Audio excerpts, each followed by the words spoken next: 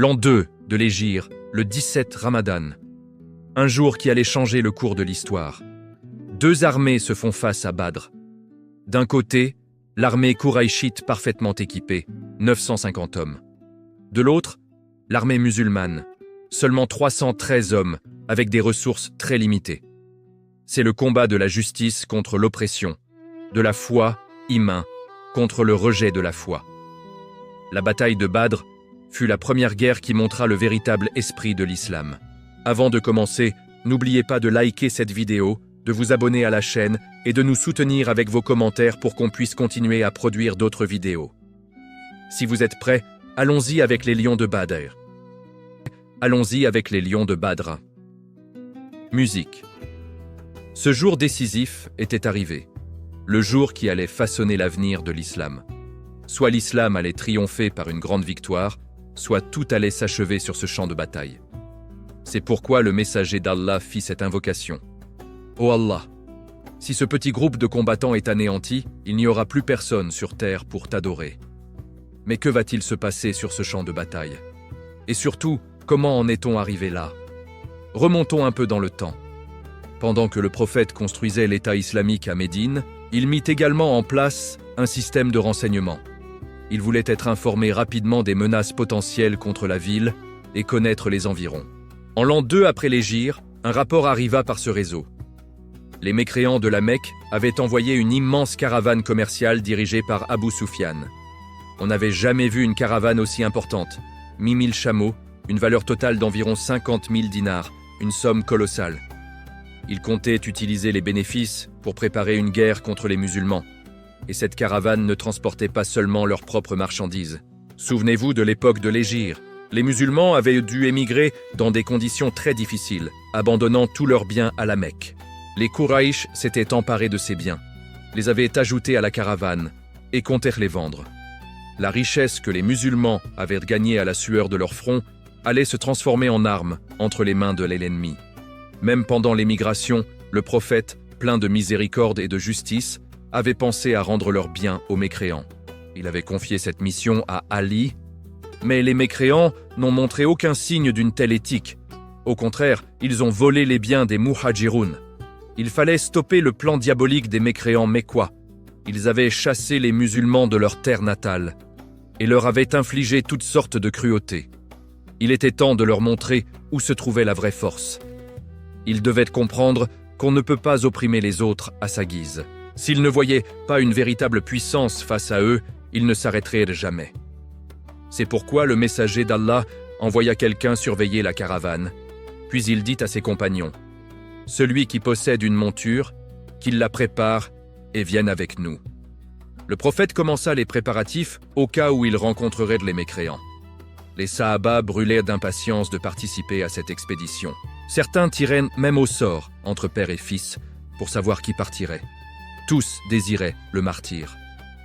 Très vite, une petite armée de plus de 300 hommes fut constituée. Certains étaient encore très jeunes, mais le prophète ne permit pas aux plus jeunes de partir et les renvoya chez eux. L'un d'eux s'appelait Umayr ibn Abi Waqqas. Il n'avait que 16 ans. Malgré son jeune âge, il voulait absolument participer. Il essaya de se cacher pour que le prophète ne le voie pas et ne le renvoie pas. Mais le prophète le remarqua et lui dit « Toi aussi, retourne chez toi. » Umayr était petit et n'avait jamais porté d'épée à la ceinture. Quand il l'attacha, l'épée traînait par terre. Son corps était frêle, mais son cœur était immense. Le prophète, d'abord décidé à le renvoyer, ne put ignorer le courage de ce jeune combattant et finit par l'autoriser sa participation. Son frère Saad ibn Abi Waqqas lui attacha l'épée. Quand il marchait, la lame laissait une trace dans le sable, et Umayr devint l'un des martyrs de Badr. À cette époque, la fille bien-aimée du prophète, Ruqayya, était gravement malade. Malgré son état critique, le prophète partit quand même pour l'expédition. Il demanda toutefois à son gendre, Uthman, de rester à Médine pour veiller sur elle. Après tous les préparatifs, une petite armée de 313 hommes était prête. Sous un soleil brûlant, le prophète partit avec son armée vers Badr. Les caravanes passaient généralement par Badr, car il y avait des puits d'eau. L'armée ne disposait que de très peu de montures, seulement 2 chevaux et 70 chameaux. Le prophète, Ali et Martad ibn Abi Martad partageaient un seul chameau, montant à tour de rôle. Quand c'était au tour du prophète de marcher, les deux autres disaient « Ô messager d'Allah, monte donc, nous marcherons à ta place. » Mais le prophète répondait « Vous n'êtes pas plus capable que moi de marcher, et j'ai autant besoin de la récompense qu'elle vous est nécessaire. » Ils continuèrent ainsi leur route. À un moment, le prophète regarda son armée. Certains marchèrent pieds nus, sans rien pour protéger leurs pieds au combat. Il fit alors cette invocation « Ô Allah, ces soldats n'ont pas de monture pour les porter. Porte-les. Ô Allah, ils sont pieds nus et affamés. Nourris-les. » Ils vivaient dans la pauvreté, mais leur véritable force résidait dans leur foi. Et cette foi puissante était clairement visible dans cette armée. Ils n'avaient pas encore atteint la région de Badr. Abu Sufyan, qui craignait depuis le début que les musulmans n'interceptent sa caravane, apprit leur arrivée. Il envoya immédiatement un messager à la Mecque et changea d'itinéraire pour rentrer par une autre voie. Le messager arriva à la Mecque en criant dans toutes les rues « Ô Quraïch, Muhammad et ses compagnons attaquent votre caravane. Vous allez perdre toute votre fortune. Vite, venez aider Abu Sufyan !» La panique s'empara de la Mecque. Chaque famille avait de l'argent investi dans cette caravane. En un rien de temps, ils préparèrent une armée entièrement équipée de 950 hommes, 100 cavaliers et 700 chameaux, et partirent vers Badr. Le chef de cette armée était l'un des plus grands ennemis de l'islam, Abu Jahl. Abu Lahab, prétextant la maladie, ne participa pas et envoya quelqu'un à sa place. L'armée Quraïchite avança vers Badr au son des tambours et de la musique. Peu après, un message parvint à Abu Jahl. « Vous êtes partis protéger votre caravane et vos biens. La caravane est désormais en sécurité. Vous pouvez rentrer. » Le message venait d'Abu Sufyan, qui était arrivé sain et sauf à la Mecque, et souhaitait que l'armée fasse demi-tour. La plupart des soldats voulaient rentrer. Mais Abu Jahl, qui haïssait les musulmans, refusa catégoriquement. Il avait sous ses ordres une armée de près de 1000 hommes parfaitement équipés. Pour lui, c'était l'occasion rêvée d'anéantir définitivement les musulmans. Il déclara « Nous n'allons pas faire demi-tour maintenant. Nous irons jusqu'à Badr, nous y resterons 3 jours, nous sacrifierons des chameaux, nous mangerons, boirons du vin et ferons chanter nos esclaves. Toutes les tribus arabes viendront nous voir et nous craindront désormais. » Il convainquit l'armée et ils poursuivirent leur marche. Lorsque le prophète sallallahu alayhi wa sallam apprit que la caravane était arrivée à la Mecque et qu'une grande armée ennemie marchait sur Badr, il fut surpris. Il ne s'attendait pas à une telle réaction. Il réunit donc les compagnons pour rediscuter de la situation. L'un des Muhajiroun, Miqdad ibn Aswad, se leva et dit « Ô messager d'Allah, nous ne te dirons pas ce que le peuple de Bani Isra, il a dit à Moïse. Toi et ton Seigneur, allez combattre, nous resterons ici. Non, nous combattrons à tes côtés jusqu'au bout. Fais ce que ton Seigneur t'ordonne, nous te suivrons. » Ces paroles réjouirent énormément le prophète. Mais il voulait aussi entendre l'avis des Ansar, car lors du serment d'Aqaba, il s'était engagé à le protéger uniquement à l'intérieur de Médine. Le protégerait-il maintenant aussi à l'extérieur? Saad ibn Mu'ad se leva et dit « Ô messager d'Allah, peut-être parles-tu de nous. » Puis il continua « Nous avons cru en toi, nous avons attesté que ce que tu as apporté est la vérité. Nous nous sommes engagés à t'écouter et à t'obéir. Fais donc ce que tu as été ordonné de faire. Nous ne t'abandonnerons jamais. » Imaginez-vous en train de marcher vers Badr avec l'armée du messager d'Allah. Auriez-vous prononcé les mêmes paroles qu'eux? On a vite fait de dire « bien sûr que oui ». Mais quand il s'agit d'agir, ce n'est pas toujours aussi simple. Car aujourd'hui encore, la mission du prophète continue.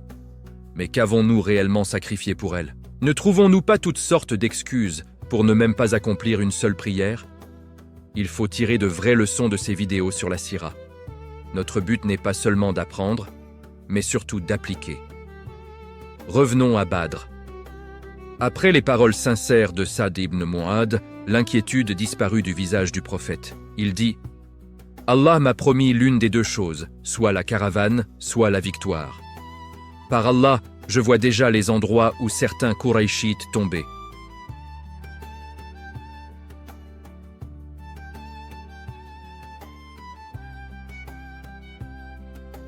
L'aide d'Allah est avec vous. » La décision de combattre était désormais définitive. Face à eux se dressait une armée 3 fois plus nombreuse et parfaitement équipée. Mais cela ne posait aucun problème aux musulmans. Leur courage venait de leur foi, et leur protecteur était Allah, le Tout-Puissant. Le prophète commença à positionner son armée devant les puits de Badr. À ce moment-là, un compagnon nommé Ubab ibn al-Mundir, âgé d'environ 30 ans et expert en stratégie militaire, s'approcha de lui et demanda « Ô messager d'Allah, est-ce Allah qui t'a ordonné de t'arrêter ici ?» Le prophète répondit « Non, c'est une décision stratégique de ma part. » Ubab dit alors « Pardonne-moi, ô messager d'Allah, mais je ne pense pas que ce soit le meilleur endroit. Allons plus près de l'endroit où les Quraysh vont s'arrêter. Il y a là un puits d'eau douce. Nous pourrons creuser un bassin, le remplir d'eau, puis boucher tous les autres puits. Ainsi nous boirons à volonté, et eux souffriront de la soif. » Le prophète trouva l'idée excellente et l'accepta. Ils suivirent le plan de Ubab. On voit ici à quel point le prophète accordait de l'importance à la consultation, shura. Il n'a pas dit « Je suis le prophète, seule mon opinion compte. » Encore une fois, il fut un modèle parfait en tout. Ils creusèrent un grand bassin, le remplirent d'eau et bouchèrent les autres puits pour que l'ennemi ait plus accès à l'eau. Ensuite, il était temps d'établir le plan de bataille. Le prophète disposa soigneusement les rangs, les archers à l'arrière, les lanciers à l'avant. Puis il donna ses instructions. Ne quittez pas vos rangs, soyez patients et restez à votre place. Ne commencez pas le combat avant mon ordre. N'utilisez pas vos flèches inutilement. Attendez que l'ennemi soit proche. Tirez quand leurs boucliers seront baissés. Quand ils seront encore plus près, utilisez vos lances. Ne dégainez les épées que pour le corps à corps. Tout était prêt pour l'affrontement avec l'armée quraïchite. Quand la nuit tomba, tout le monde se reposa et s'endormit, sauf un seul homme, le prophète sallallahu alayhi wa sallam. Il passa toute la nuit debout en prière, invoquant Allah. « Ô Allah, accomplis la promesse que tu m'as faite. Ô Allah, si ce petit groupe de musulmans est détruit, il n'y aura plus personne sur terre pour t'adorer. » Cette profonde invocation reçut une réponse divine qui sera révélée dans la sourate Al-Anfal 8-9. Lorsque vous imploriez le secours de votre Seigneur et qu'il vous répondit « Je vais vous aider avec 1000 anges qui se succéderont. » Oui, Allah n'allait jamais abandonner ces quelques courageux musulmans. Il les soutint avec ses armées invisibles, les anges. Enfin, le jour du combat était arrivé. Quand l'armée des mécréants arriva sur le champ de Badr, elle fut choquée par ce qu'elle vit. Les musulmans avaient déjà pris la position stratégique, mais, forts de leur supériorité numérique, les Quraysh pensaient remporter rapidement la victoire. Il y avait 950 combattants dans l'armée des mécréants et seulement 313 musulmans. La différence en nombre était claire. Les Quraysh avaient la puissance matérielle, mais spirituellement, la situation était complètement l'opposé. D'un côté, on entendait le takbir Allah Akbar.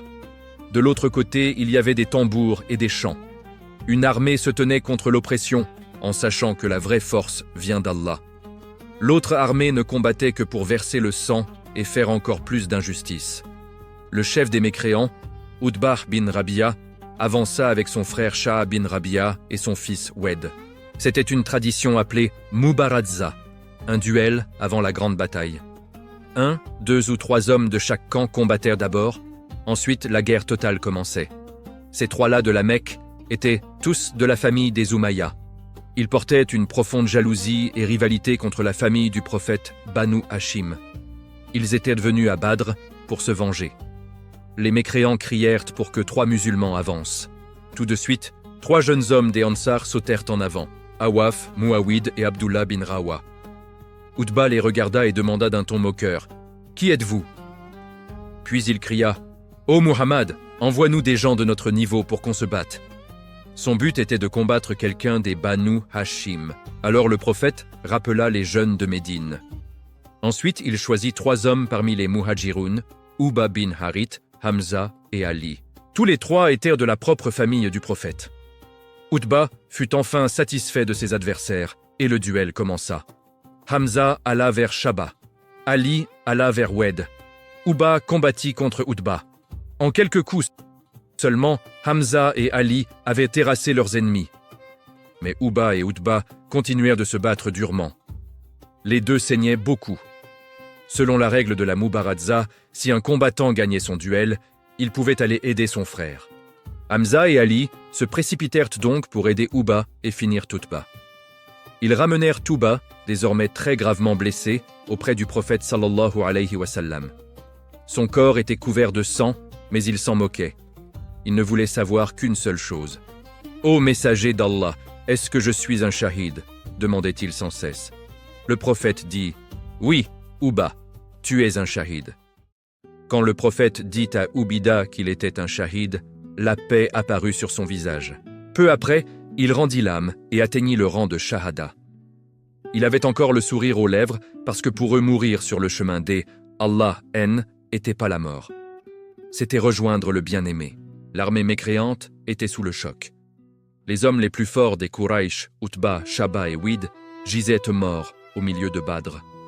Pour remonter le moral de son armée, Abu Jahal cria « Ne vous inquiétez pas pour la mort d'Utba, Shaba et Wed. Ils se sont précipités et sont morts pour rien. Je jure qu'aujourd'hui, la victoire sera la nôtre. Muhammad et ses compagnons ne sont qu'une bouchée facile pour nous. » Il réorganisa l'armée. Maintenant que les duels étaient terminés, la vraie bataille commença. Avec l'ordre d'attaquer, les deux armées se ruèrent l'une vers l'autre. La guerre avait démarré à pleine intensité. Le messager d'Allah ne restait pas à l'arrière des lignes. Il combattait au premier rang, donnant du courage à ses compagnons. Il ne disait pas « Je suis le prophète, battez-vous à ma place ». Il était avec eux, les encourageant par les paroles et par l'action. Son courage était tellement fort qu'ensuite Ali dira « Ce jour-là, le plus brave, le plus héroïque fut lui. » Personne n'était plus proche de l'ennemi que le prophète sallallahu alayhi wa sallam. Hamza, Ali et Umar abattaient tous les ennemis qui se trouvaient devant eux. Leurs épées fendaient les rangs ennemis. Les Sahaba attaquaient de toute leur force. Un de ceux qui étaient sur le champ de bataille ce jour-là était Aboul Bakhtari bin Hisham. Vous souvenez-vous de son nom? À la Mecque, quand les musulmans étaient boycottés les musulmans, il faisait partie des 5 hommes qui s'étaient opposés au boycott. Ils étaient repostés dans différentes parties de la rue et avaient appelé les gens à résister à elle, injustice. Aboul Bakhtari fut l'une des raisons pour lesquelles le boycott prit fin. Mais maintenant, il était sur le champ de bataille et pas du côté musulman. Avant la bataille, le prophète avait désigné certaines personnes comme protégées, c'est-à-dire qu'on ne devait pas leur faire de mal. Aboul Bakhtari était l'un d'eux. Un bel exemple de wafa, de fidélité, n'est-ce pas? Le prophète lui avait donné une nouvelle chance de croire. Pendant la bataille, il se retrouva face à un sahabi nommé Mujazir bin Zad. Mujazir essaya d'éviter de le combattre parce qu'il connaissait l'ordre du prophète. Aboul Bakhtari ne comprit pas et demanda « Pourquoi tu ne veux pas te battre contre moi ?» Quand Mujazir lui expliqua l'ordre du prophète, Aboul Bakhtari se mit en colère. Même s'il avait dit ça, « Aujourd'hui je vais me battre contre toi ». Il rejeta la gentillesse du prophète et attaqua Mujazir. Mujazir essaya de fuir, mais à la fin, il n'eut pas le choix. Il riposta et tua Aboul Bakhtari. La bataille devint encore plus intense. Le prophète prit une poignée de poussière, la lança vers l'ennemi et dit « Que leur visage soit couvert de honte. Ô Allah, jette la peur dans leur cœur et fais trembler leurs pieds. » La poussière atteignit les yeux de toute l'armée ennemie. Ils ne voyaient plus rien.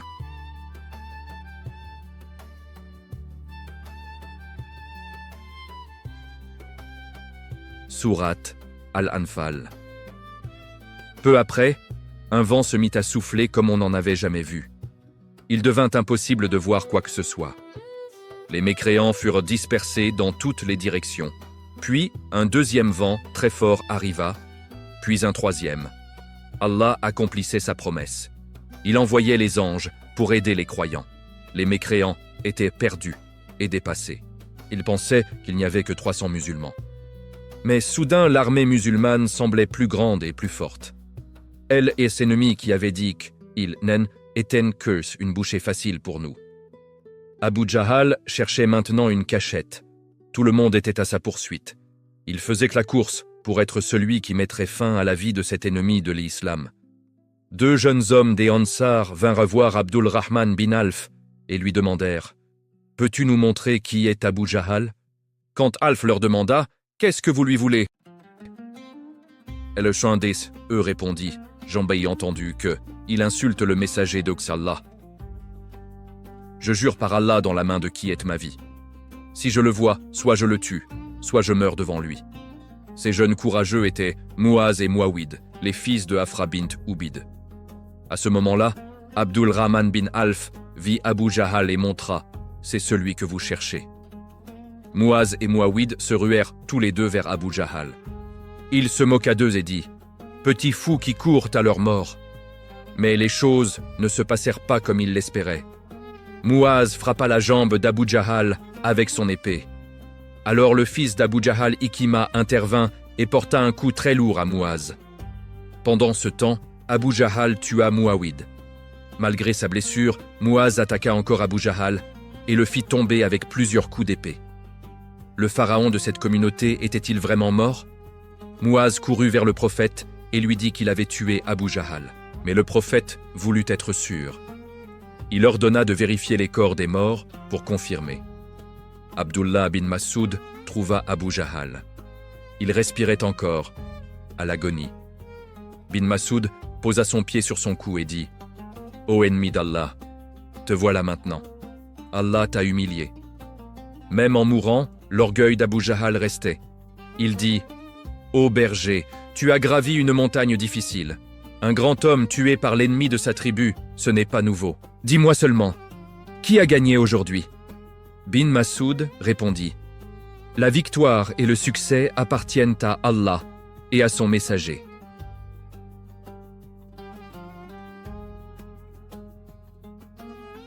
Vous souvenez-vous d'Abdullah bin Mas'ud?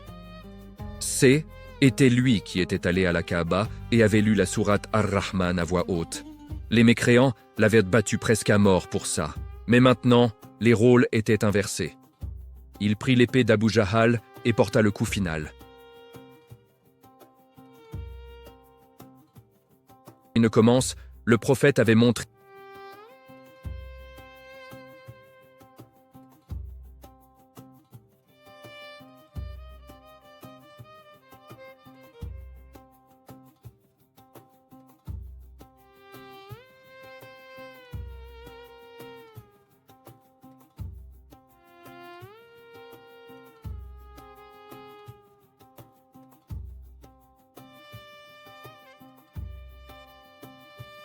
par la volonté d'Allah, non seulement le prophète avait dit qui allait mourir, mais il avait même montré où il tomberait. À mesure que les chefs de la Mecque tombaient un à un, l'armée mécréante s'effondra.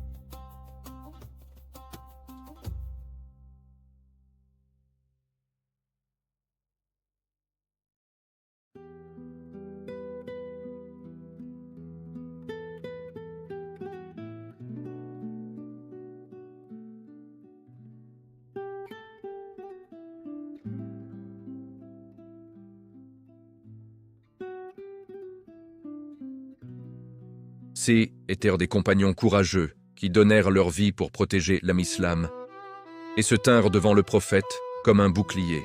Ceux qui survécurent furent honorés du titre Ashab Badr, les gens de Badr. Badr ne fut pas une bataille ordinaire. Ce fut peut-être la guerre la plus décisive des premiers temps de l'islam. Les musulmans étaient encore très peu nombreux. S'ils avaient perdu ici, leur nombre aurait encore diminué. Cela aurait donné aux mécréants une occasion énorme de les anéantir complètement. Alors quel fut le résultat pour l'ennemi? Pendant la bataille, 70 mécréants furent tués et 70 faits prisonniers. Que fit-on des prisonniers? On leur donna 2 choix, soit payer une rançon pour être libérés, soit enseigner à 10 enfants de Médine à lire et écrire. S'ils faisaient cela, ils étaient libérés. Cela montra à quel point l'islam valorisait le savoir et l'éducation. Parmi les prisonniers, il y avait l'oncle même du prophète, Abbas. Il avait combattu du côté des Quraysh. Comme les autres, il devait soit payer rançon, soit enseigner 10 enfants. Mais il dit au prophète qu'il n'avait pas d'argent. Alors le prophète dit « Ô Abbas, et l'or que tu as donné à Fadl avant de partir de la Mecque. Tu lui avais dit « Je ne sais pas ce qui va m'arriver dans ce voyage. Si quelque chose m'arrive et que je ne revienne pas, cette part est pour toi, cette part pour Fadl, cette part pour Abdullah, cette part pour Koutam. » Abbas fut choqué. Par Allah, personne ne savait cela sauf moi et Fadl. Qui te l'a dit? Le prophète répondit, Allah me l'a dit. Jusqu'à ce moment, on ne savait pas clairement si Abbas avait secrètement accepté l'islam. Il avait des doutes. Mais après ce miracle, il crut. Il rentra à la Mecque et garda sa foi cachée. Il aida secrètement le prophète et les musulmans restés à la Mecque. Un autre prisonnier était Suhail bin Amr. Il avait un grand talent d'orateur et parlait souvent très durement contre les musulmans. Il était l'un des chefs respectés des Quraysh. Omar le connaissait très bien. Quand Omar le vit parmi les prisonniers, il dit « Ô messager d'Allah, laisse-moi lui casser les dents de devant pour qu'il ne puisse plus jamais parler contre toi. » Ces paroles puissantes motivaient les Quraysh mécréants contre nous. Mais le prophète de la miséricorde, répondit avec des mots dont on ne comprendra la sagesse que des années plus tard. « Laisse-le, ô Omar. Il est espéré qu'un jour, il sera dans une position qui vous rendra heureux. » Mais comment cela se produirait-il? Plus tard, Su deviendrait musulman, le jour où le prophète sallallahu alayhi wa sallam est décédé. Alors que la Mecque était remplie de chagrin et de confusion, c'est Su qui a prononcé un discours apaisant pour les gens. Tout le monde avait l'impression que le monde avait pris fin. Mais ces mots ont apporté la paix à leur cœur. Ce jour-là, Omar a enfin compris ce que le prophète avait voulu dire quand il a dit « Il atteindra une position qui vous plaira ». Les musulmans n'étaient le plus faibles ni peu nombreux. Alors que Médine célébrait une grande victoire, la Mecque était en deuil. La Mecque avait perdu ses hommes les plus importants dans la bataille de Bada. Abu Lahab, qui était déjà malade et vieux, n'a pas pu supporter la nouvelle. Sa colère et sa tristesse l'ont submergé, et il est mort dans la semaine. Parce que sa maladie pourrait avoir été contagieuse, même ses propres fils sont restés éloignés de son corps. Quand l'odeur de son cadavre est devenue insupportable, il a été traîné et enterré en secret. Un autre ennemi farouche de l'islam était maintenant parti. Tout se déroulait en faveur des musulmans. Dans la prochaine partie de cette histoire, nous verrons une nouvelle joie à l'intérieur de la maison du prophète. Sa fille Fatima se mariera. Nous nous concentrerons davantage sur la vie familiale et le caractère du prophète. Comment il traitait ses épouses, comment il se comportait avec les enfants, et plus encore. Mais en même temps, de nouveaux problèmes commenceront. Les tribus juives à Médine commenceront à créer des troubles et des tensions. Jusqu'où iront ces événements? Et comment le prophète répondra-t-il? Nous le verrons toute étape par étape. Les musulmans étaient rentrés de Badr après avoir perdu 14 martyrs. Ils avaient remporté une grande victoire contre Quraysh. L'armée était remplie de joie, mais la joie n'a pas duré longtemps. Alors que le prophète était absent, sa fille bien-aimée Ruqayya était décédée. Elle était déjà très malade quand il est parti. Avant qu'il ne puisse revenir, elle a été enterrée.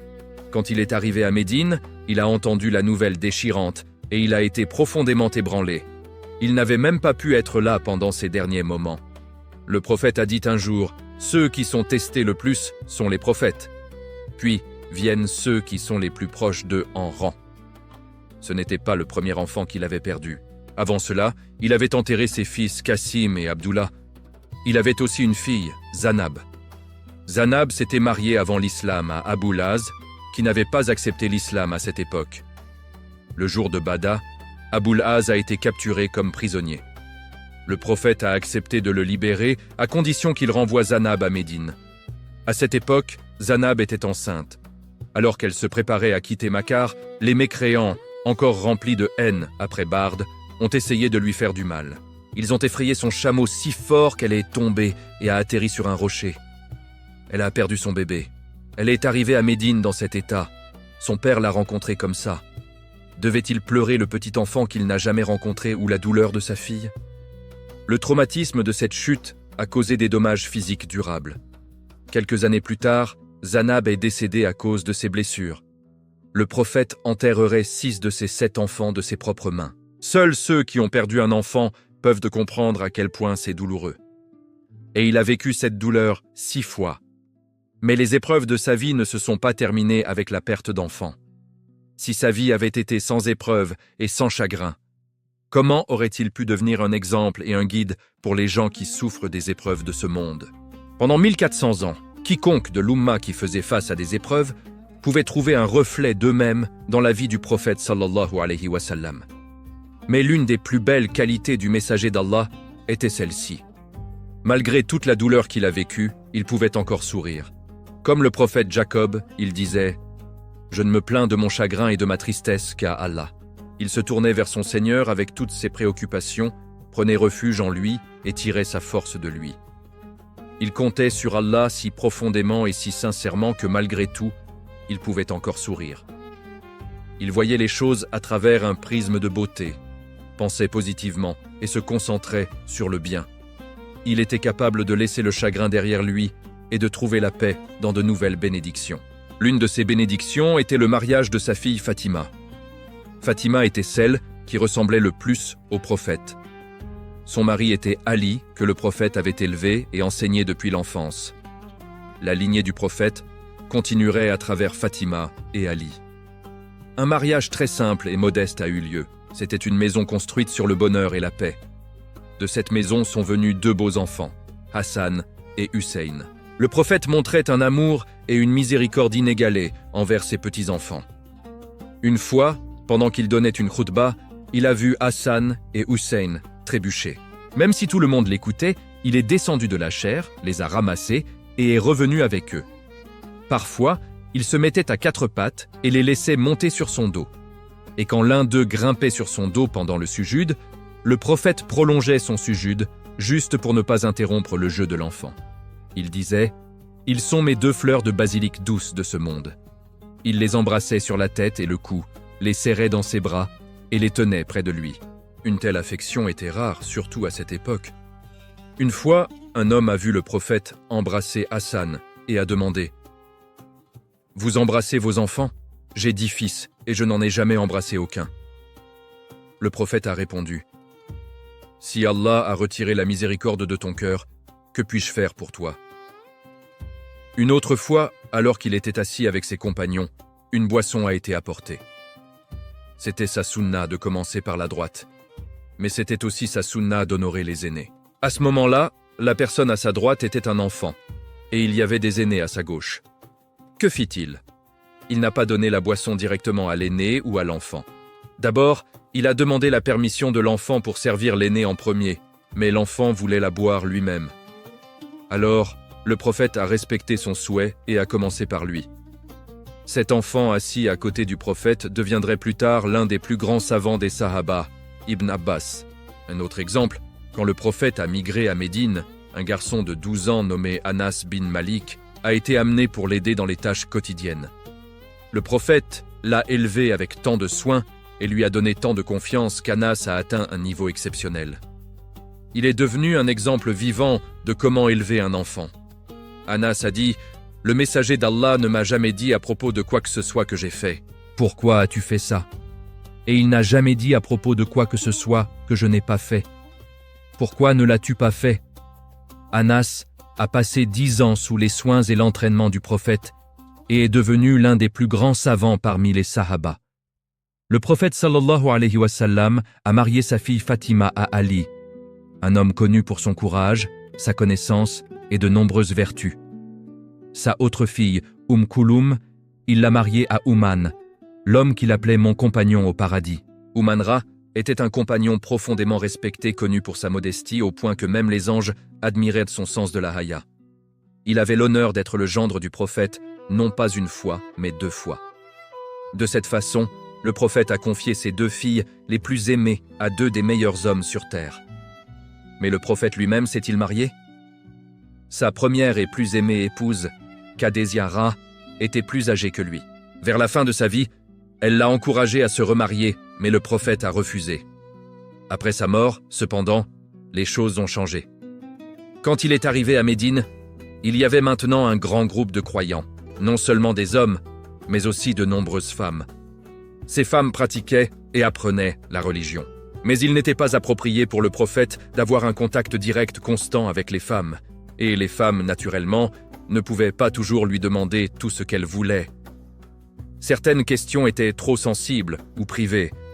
Il fallait qu'il y ait des femmes proches du prophète qui pouvaient enseigner et guider les autres femmes. Ses épouses assumeraient ce rôle. Les femmes de l'Oumma pouvaient leur demander ce qu'elles ne pouvaient pas demander directement au prophète. Elles pouvaient apprendre d'elle quand elles en avaient besoin. Les compagnons observaient le prophète de près, chaque jour. Mais ils ne pouvaient pas voir sa vie privée à la maison. C'étaient ses épouses qui partageraient plus tard ses enseignements et habitudes avec les gens. C'est pourquoi pendant son temps à la Mecque, le prophète a vécu avec une seule épouse pendant 10 à 11 ans. Mais pendant la période de Médine, il est entré dans une vie avec plusieurs mariages.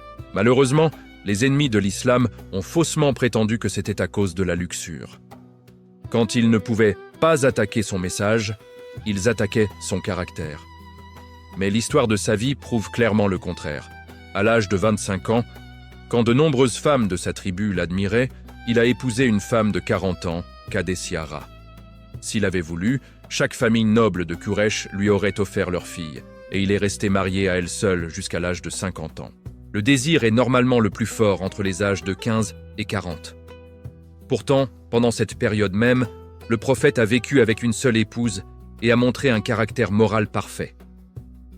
Ces mariages multiples ont commencé après l'âge de 50 ans. Clairement, la raison était l'éducation religieuse. La moitié de la société était composée de femmes et les femmes étaient celles qui élevaient l'autre moitié, les hommes. Donc, éduquer les femmes était extrêmement important. C'est pourquoi le prophète avait des épouses avec des forces et des talents différents parce que nous en avions besoin. En fait, presque la moitié de notre religion nous a été transmise par les épouses du prophète. La plus éminente parmi elles était notre mère Aïcha. Elle était intelligente, vive et douée. Les compagnons lui demandaient quand ils ne pouvaient pas résoudre des questions difficiles de connaissance, même derrière un rideau.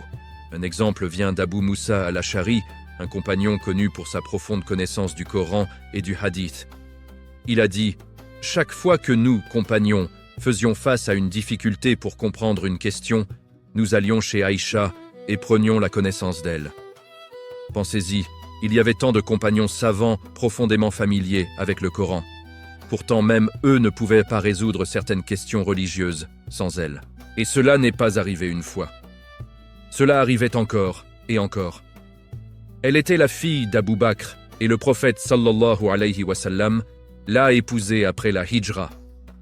Pendant la période de la Mecque, Aïcha était fiancée à Joubm. En d'autres termes, elle était en âge de se marier, mais après l'arrivée de l'islam, le père de Jouba a refusé le mariage. Il a dit « Je ne prendrai pas la fille d'un homme qui croit en Muhammad », en référence à Abu Bakr.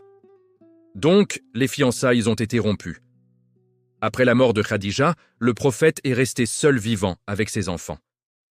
Voyant sa solitude, Khawla bint Hakim s'est sentie triste et a suggéré 2 noms, Aïcha et Saouda. Le prophète a accepté et des propositions ont été envoyées. Il a épousé Saouda et s'est fiancé à Aïcha. Après 2,5 ans de fiançailles, ils se sont mariés après la hijra. Donc, avant le prophète, Aïcha avait été fiancée à Djubayr. Nous ne savons pas combien de temps ces fiançailles ont duré, mais elles se sont terminées. Et des années plus tard, elle s'est fiancée au prophète et l'a épousé plus tard. Elle a dédié sa jeunesse et tous ses talents à l'apprentissage de l'islam. Après le décès du prophète, elle est restée une source vitale de connaissances pendant 46 années supplémentaires. Cela révèle une sagesse profonde, une qui est très importante pour nous. Notre religion a 2 sources principales, le Coran et la Sunna, la voix du prophète. Tant qu'il était en vie, les gens pouvaient lui demander directement n'importe quoi. Mais après sa mort, il devait demander aux gens qui le connaissaient le mieux, ses compagnons les plus proches, surtout ses épouses qui ont été témoins de chaque moment de sa vie. Cela nous montre un besoin que nous ne réalisons pas souvent. Souvenez-vous, nous avons dit que la moitié de la religion nous a été transmise par ses épouses. Parmi les 7 compagnons qui ont rapporté le plus de hadiths, l'une d'eux est Aïcha. N'oubliez pas comment même les Sahaba les plus savants apportaient leurs questions non résolues à elle. Imaginez maintenant si toutes les épouses du prophète étaient décédées seulement quelques années après lui. Cela n'aurait-il pas laissé un énorme vide dans la connaissance ? Je pense que nous pouvons maintenant mieux comprendre la sagesse qui se cache derrière ces mariages. Une autre chose étrange, ceux qui accusent le prophète d'avoir été motivés par le désir à cause de ces mariages ignorent souvent les détails de ces unions. Beaucoup de ces épouses avaient plus de 40 ou 50 ans. Certaines étaient veuves avec des enfants. À travers ces mariages, le prophète est devenu une figure paternelle pour 12 enfants orphelins. Aujourd'hui, les gens hésitent à épouser quelqu'un qui a ne serait-ce qu'un seul enfant. Et même quand ils le font, combien deviennent vraiment de bons parents ? Pourtant, ces 12 enfants admiraient profondément le prophète. Il a assumé cette immense responsabilité avec soin, amour et patience. Alors demandez-vous, ces mariages peuvent-ils avoir le moindre rapport avec la luxure ? Ou montrent-ils plutôt la force, la miséricorde et le leadership d'un messager envoyé à toute l'humanité ? Alors, quelle était la relation du prophète avec ses épouses à travers tous ces mariages ?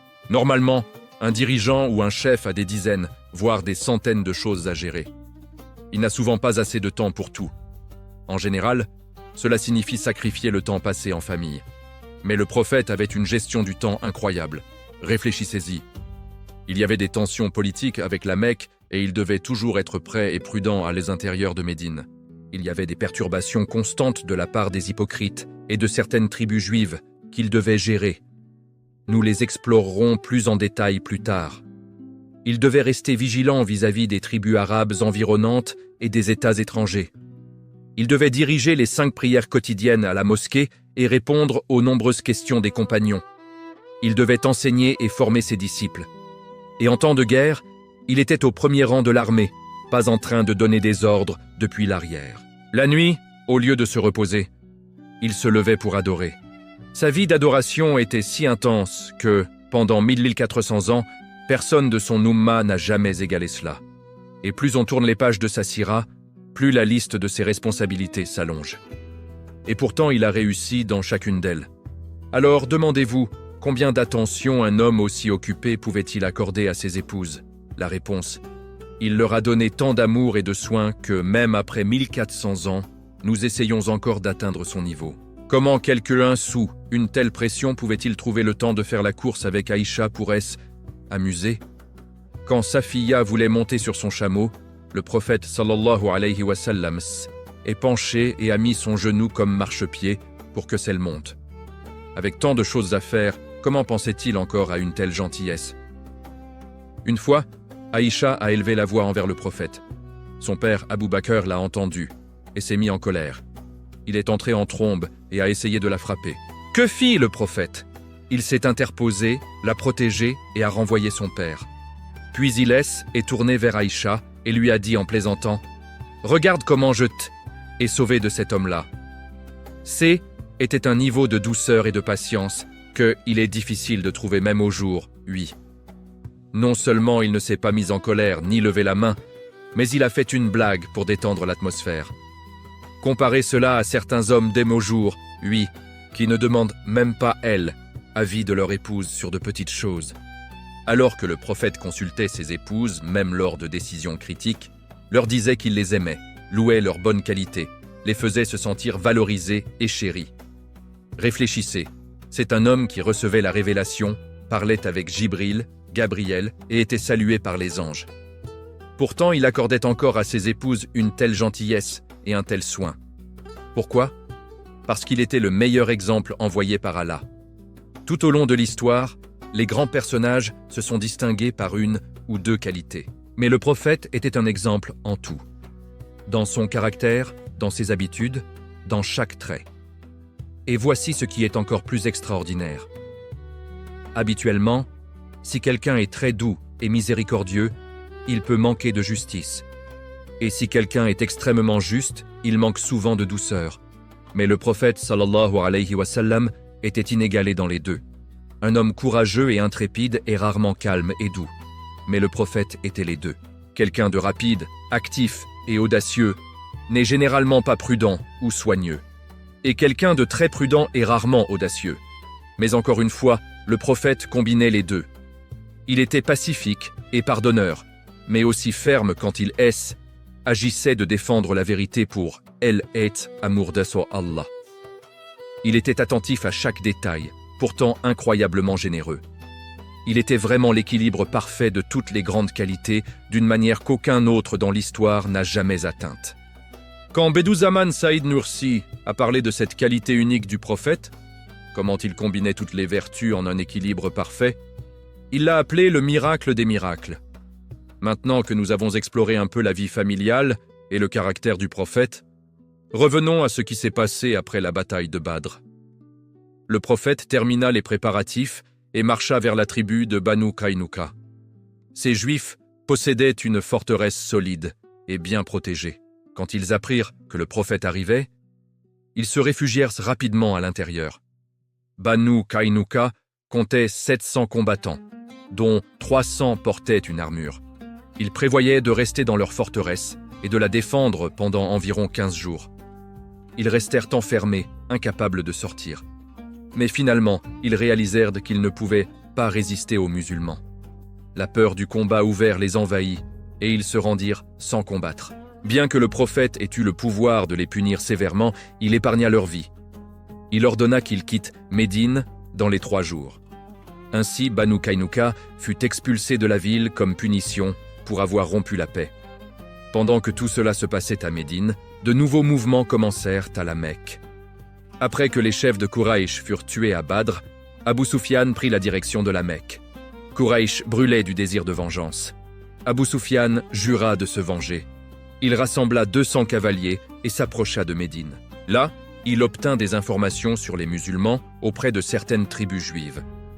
Il attaqua ensuite une zone près de Médine, appelée Al-Urayd, brûla 2 maisons et quelques palmiers. Il tua aussi 2 musulmans. Quand il apprit qu'une force musulmane de 200 hommes arrivait vers lui, il s'enfuit rapidement. Dans son esprit, ce petit acte était une vengeance. Mais Quraïch était loin d'être satisfait. La douleur d'avoir perdu des proches à Badr brûlait encore dans leur cœur. Ils en voulèrent davantage. Et enfin, le moment qu'ils attendaient arriva. Une caravane commerciale était revenue. Les bénéfices furent rassemblés en un seul endroit et le soutien des tribus voisines fut sollicité. Des plans pour une grande campagne militaire furent mis en route avec beaucoup de soin. Quraïch préparait une armée de 3000 hommes. Une bataille difficile et douloureuse approchait. Que se passerait-il dans cette guerre? Qui serait le vainqueur? La bataille que le prophète a décrite comme un des 2 jours les plus durs de ma vie.